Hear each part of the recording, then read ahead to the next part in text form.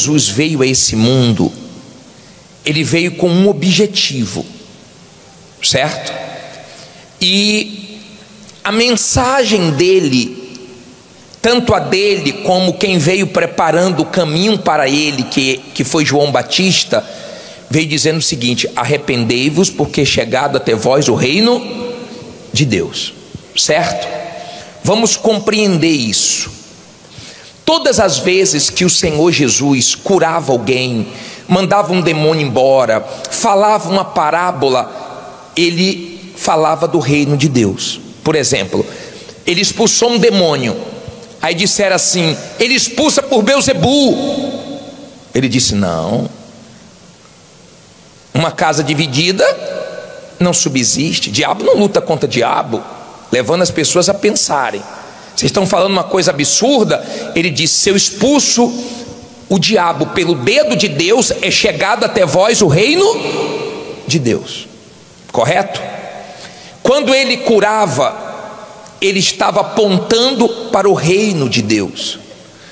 Tudo que ele fazia mostrando que no reino de Deus não tinha aquilo, não tem doença, não tem demônios, não tem sofrimento, não tem nada.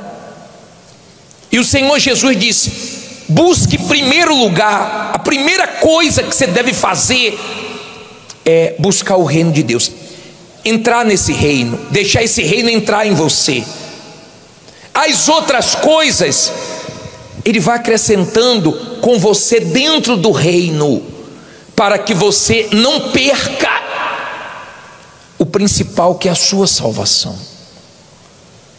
Só que o ser humano não está nem um pouco preocupado com o quê?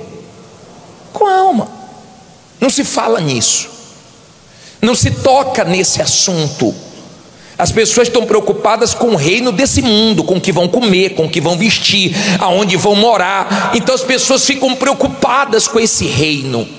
Entenda, por favor, Deus sempre quis viver com seu povo. Quando Deus criou o mundo, ele separou um lugar lindo, chamado Jardim do Éden, um lugar perfeito, um lugar maravilhoso. Para quê? Para se relacionar com o ser humano. Então o ser humano tinha ligação direta com Deus. O ser humano vivia na terra, mas ligado com o reino de Deus. Então ali não tinha doença, não tinha farmácia, não tinha sofrimento, não tinha nada de ruim. Era maravilhoso. Agora o ser humano pecou. Quando o ser humano pecou, Eva desobedeceu e levou para Adão a desobediência, e ele aceitou. Então rompeu, acabou a ligação com Deus. Então o ser humano foi expulso daquele lugar para não comer da árvore que ia levar ele a viver eternamente aqui nesse mundo. Deus recolheu a árvore da vida, e o ser humano começou a viver sem Deus.